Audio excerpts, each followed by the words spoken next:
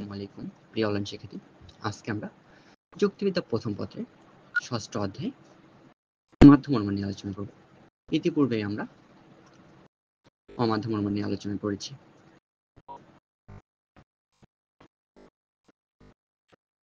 মাধ্যম অনুমান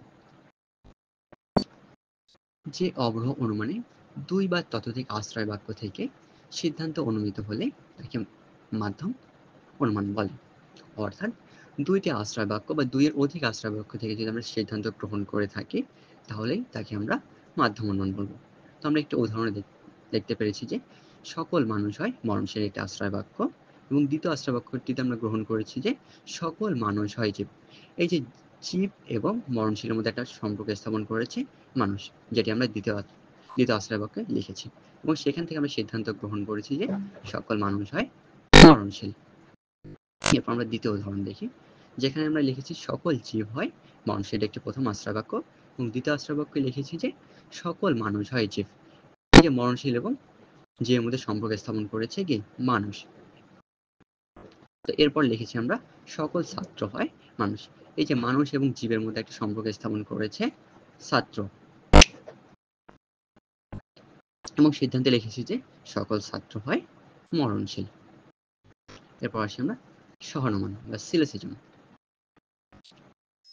যে মাধ্যম অবরোহ অনুমানে সিদ্ধান্তের দুটি পরস্পর সম্বন্ধযুক্ত আশ্রয় বাক্য থেকে অনিবার্যভাবে নিঃসৃত হয়, তাই সহানুমান।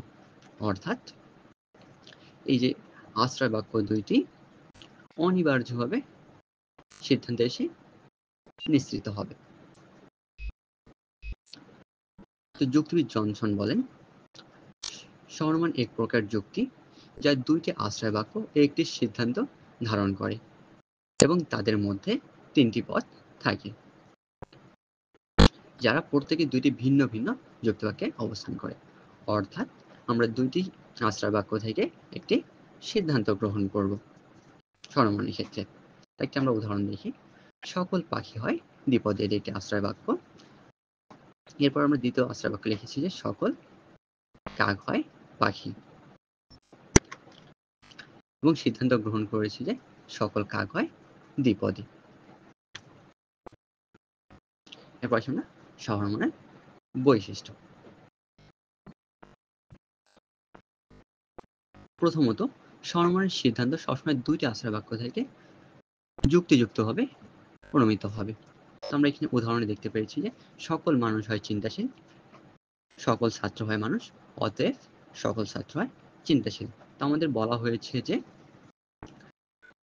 সিদ্ধান্তে সবসময় দুইটি আশ্রয় বাক্য থেকে যুক্তভাবে অনুমিত হবে। তো দেখেন, প্রথম আশ্রয় বাক্যে আমাদের উদ্দেশ্যপদ মানুষ এবং বিধায়পদ চিন্তাশীল। এই যে বিধায়পদ চিন্তাশীলটা আমাদের সিদ্ধান্তে এসে বিধায়পদে ব্যবহৃত হয়েছে প্রথম আশ্রয় বাক্য থেকে, এবং দ্বিতীয় আশ্রয় বাক্য থেকে এই যে ছাত্র উদ্দেশ্যপদটি সিদ্ধান্তে এসে উদ্দেশ্যপদ হিসেবে ব্যবহৃত হয়েছে।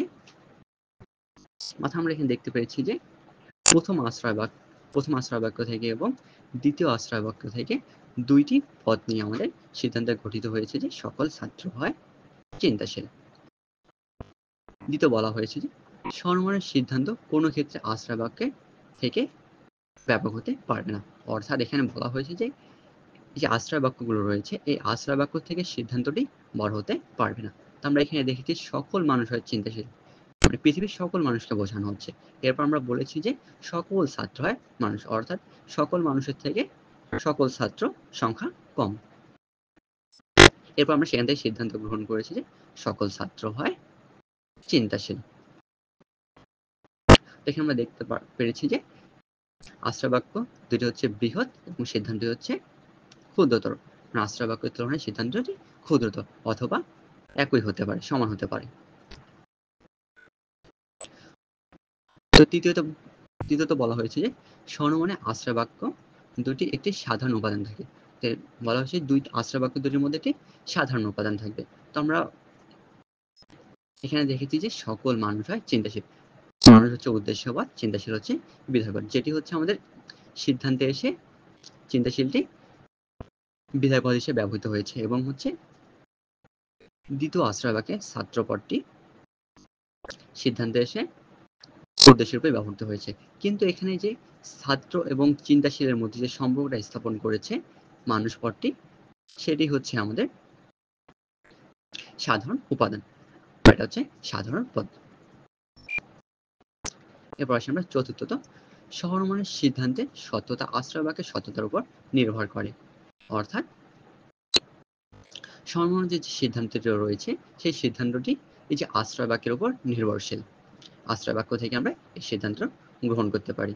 অর্থাৎ এখানে আমরা লিখেছি যে সকল মানুষ হয় শিক্ষিত, এরপর লিখেছি যে সকল কৃষক হয় মানুষ, এবং আমি সিদ্ধান্ত টেনেছি যে সকল কৃষক হয় শিক্ষিত। এখানে কিন্তু আমাদের প্রথম আশ্রয় বাক্যটি ভুল রয়েছে, এবং আমরা সিদ্ধান্তে লিখেছি সকল কৃষক হয় শিক্ষিত।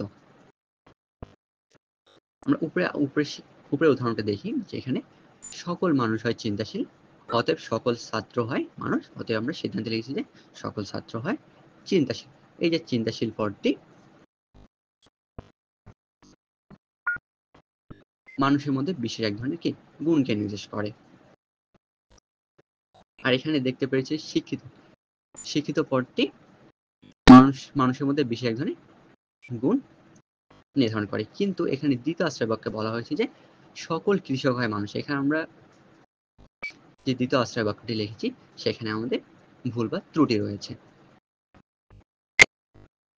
সহনমন গঠন। তো সহনমন গঠনের 3টি পদ রয়েছে।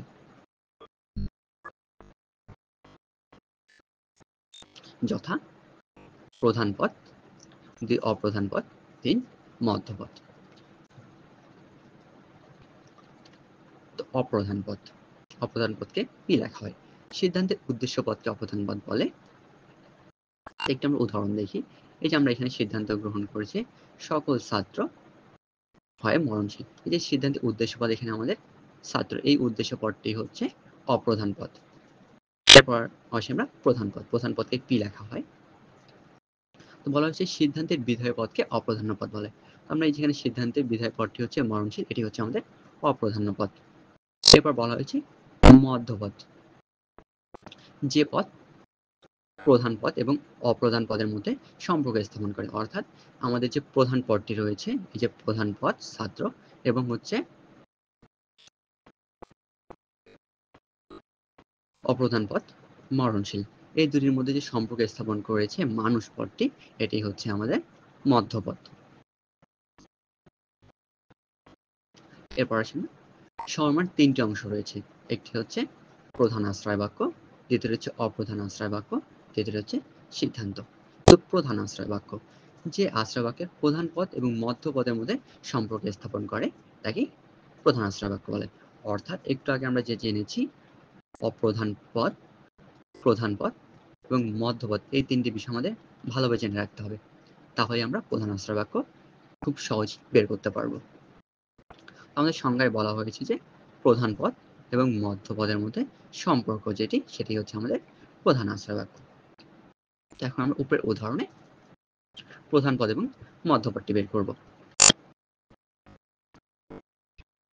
তো আমরা জানি কি বিধায় পদটি হচ্ছে আমাদের প্রধান্য পদ, এবং হচ্ছে এই উদ্দেশ্য এবং বিধায় পদের মধ্যে যে সম্পর্কটি রয়েছে সিদ্ধান্তের ক্ষেত্রে, সেটি হচ্ছে আমাদের মধ্যপদ। তো এখানে আমরা দেখতে পেরেছি যে আমাদের বিধায় পদটি হচ্ছে আমাদের প্রধান পদ, যেটি হচ্ছে প্রথম আশ্রয় বাক্যে রয়েছে, এবং আমরা একটু আগে জেনেছি মধ্যপদ হচ্ছে সিদ্ধান্তে উদ্দেশ্য এবং বিধায়ের মধ্যে সম্পর্ক। তো এখানে এই যে উদ্দেশ্য ও বিধায়ের মধ্যে সম্পর্ক আমরা পেয়েছিলাম, মানুষ পদটি পেয়েছিলাম। তো আমরা উপরের বাক্যে বা প্রথম আশ্রয় বাক্যে দেখতে পেরেছি যে এই যে মানুষ পদটি এবং মরণশীল পদটি দুটি রয়েছে। তো এই দুটির মধ্যে প্রথম পদটি হচ্ছে মানুষ পদটি হচ্ছে আমাদের মধ্যপদ, এবং হচ্ছে মরণশীল পদটি হচ্ছে আমাদের প্রধান পদ। তো আমরা একটু আগে বলেছি যে প্রধান পদ এবং মধ্য পদের মধ্যে যে সম্পর্ক স্থাপন করে সেটি হচ্ছে প্রধান আশ্রয় বাক্য। অর্থাৎ আমাদের যদি সকল মানুষ হয় মরণশীল, এটি হচ্ছে আমাদের প্রধান আশ্রয় বাক্য। এরপর আসি আমরা অপ্রধান আশ্রয় বাক্য। তো যে আশ্রয় বাক্যে অপ্রধান পদ ও মধ্য পদের মধ্যে সম্পর্ক স্থাপন করে তাকেই অপ্রধান আশ্রয় বাক্য বলা হয়। তো আমরা এখানে দেখতে পেরেছি যে সকল ছাত্র হয় মানুষ, এখানে ছাত্র পদটি হচ্ছে আমাদের অপ্রধান পদ এবং মানুষ পদটি হচ্ছে মধ্যপদ। এজন্য আমরা এটা বলতে পারি যে এটি হচ্ছে অপ্রধান পদ। তো ধন্যবাদ সবাইকে। আজকের ক্লাসটা আমাদের এই পর্যন্ত। পরবর্তী ক্লাসে আমরা সরলরোগের 10টি নিয়ম সম্পর্কে আলোচনা করব।